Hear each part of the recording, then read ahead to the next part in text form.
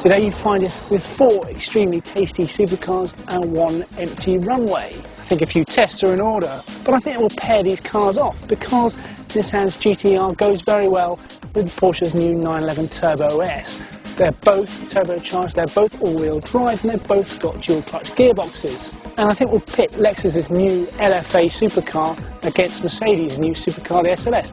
They're both rear-wheel drive, they're both naturally aspirated, and they've both got very similar power outputs. But which is fastest over a standing kilometre? First to line up are the 911 and GT-R, and I'm in the Nissan. Look at that, we've been whipped already. Now, unlike the first GTRs, these later production ones don't have launch control, and we're already losing out to the Porsche off the line. But it's also got more horsepower, it's got 530 brake horsepower, and it's only got 478. Look at that, it is disappearing, and it's still pulling out the lead. So that's round 1 to the Turbo S. Next up, it's the front engine supercars. Right, this is pretty special. We're in one of the only 500 LFAs that Lexus will make.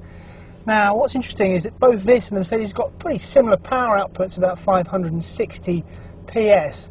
The engines couldn't be more different in the way that they produce their power. Big capacity, somewhat lazy V8, smaller, high intensity, high revving V10.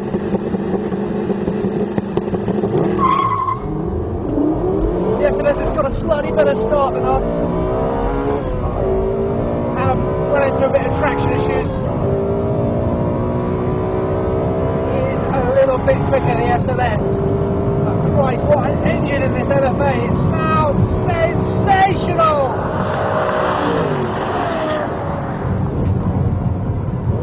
So it's Germany 2, Japan 0, with both the SLS and the Turbo S going through to our final shootout. But we couldn't have the Germans having it all their own way, which is why we've got a bit of homegrown talent to keep them honest, in the shape of this, the Noble M600. Now this should be interesting. Right, so we're in the Noble, and shall we say it's a little bit more primitive than the other two. We've got rear-wheel drive, we've got a conventional manual gearbox, and we've got no launch control. So it should be a bit more tricky off the line, but I reckon with 650 horsepower, we've got a good chance of being first to the kilometre marker. It's relatively tricky to get the Noble off the line because turbocharged delivery is quite easy to end up with too much wheel spin or it bogging down, but get it right, Jesus, does it hook up.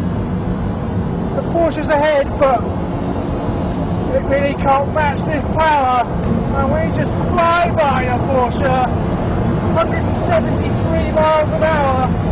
I'm not going to stop for the turn, no way.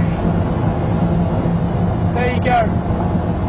It can't match the Turbo off the line with its all-wheel drive traction and launch control. But once this gets into the metered 3rd gear and 4th gear, it just claws back that advantage and goes straight past the Turbo. And the SLS hasn't got a hope. So there we have it. If you want to go really quickly, you can forget your fancy dual clutch gearboxes and all-wheel drive. What you need is power, and lots of it, and preferably teamed with minimal weight. And that's a recipe the Noble M600 does to perfection.